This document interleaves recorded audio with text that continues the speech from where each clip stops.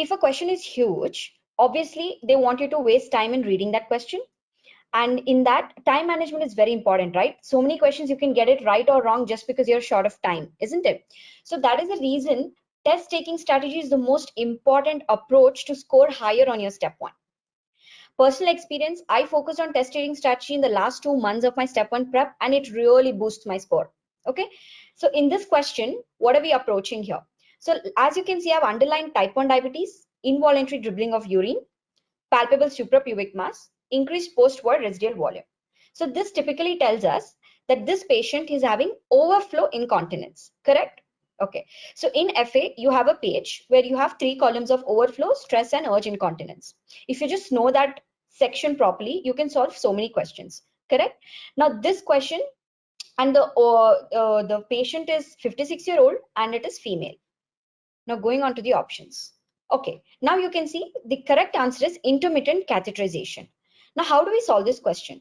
So when I read this question, okay, when I read it, I saw it's an old woman with type 1 diabetes. Most of the times when they're talking about type 1 diabetes, they're either talking about DKA, or they're DKA as in diabetic ketoacidosis, or they're talking about the complications of type 1 diabetes, which is neuropathy, nephropathy, microangiopathy.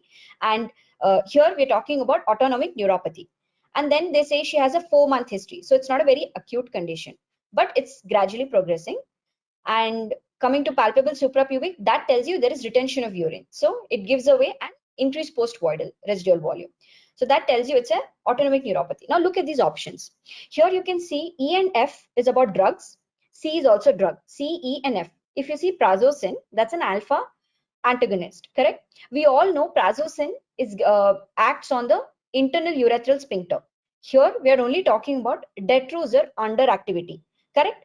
There are 2 things where it will cause you overflow: detrusor underactivity or sphincteric overactivity. So sphincteric overactivity, detrusor underactivity will retain the urine, and the opposite, detrusor overactivity and sphincteric underactivity, you'll have stress incontinence, correct?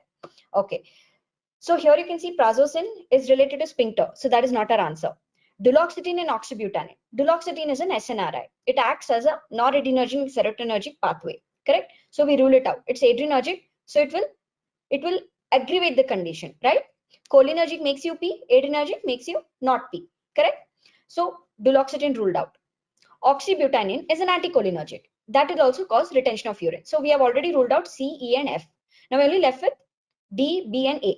Pelvic floor exercises. What do? They strengthen your pelvic floor muscles. It's usually seen in Kegel exercise, which is done in stress incontinence. That will also cause retention. Now we only left with 2 options: intermittent and pessary placement. Pessary placement is another indirect way of saying strengthening the urethral sphincter.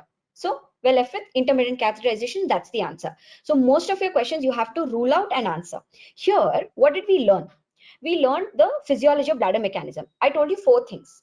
One was, I'll tell you 2 things which were complementary. One is bladder underactivity, sphincteric overactivity causing retention, bladder overactivity and sphincteric underactivity causing stress incontinence. This is the major mechanism. Based on that, you can solve the question. So we learned physiology of the bladder mechanism. So if you just know physiology of the bladder, you can solve questions like this. And trust me, you will have questions like this, because physiology is the most important topic in your step 1. Maximum questions come from physiology, pathology, and pharmacology, correct?